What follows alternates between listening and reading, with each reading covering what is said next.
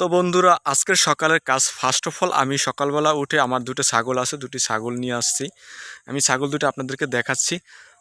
তারপরে রয়েছে আমি একটি এই কোদাল নিয়ে আসছি। এখানে আমার কৃষি কাজ করব, এখানে মরিচ চারা লাগাবো। তার জন্য এখানে মাটি কোপায় রাখতেছি, ভিজে আছে, একটু শুকাইলে এটা ধুলো টইলি আমি এখানে মরিচ গাছ লাগিয়ে দেব। আর এখানে আমি অল্প জায়গার ভিতরে নিজে খাবার জন্য বৃষ্টিতে অনেক লাল শাক ফালাইছিলাম, নষ্ট হয়ে গেছে।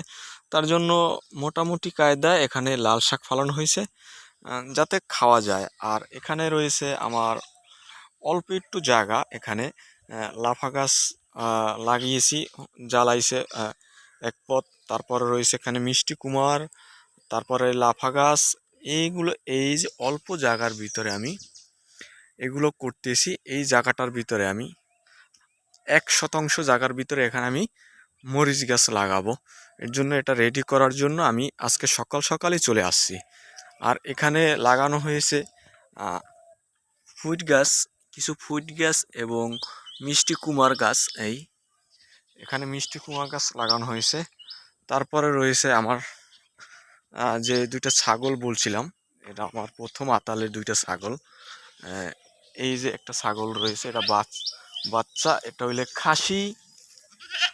এটা হইলে খাসি, এটা বৈশাখ মাসে বড় হয়ে যাইবে, 3.5 মাস বয়স। তারপরে রয়েছে আর মা, এলে রয়েছে বুড়া ছাগলটা।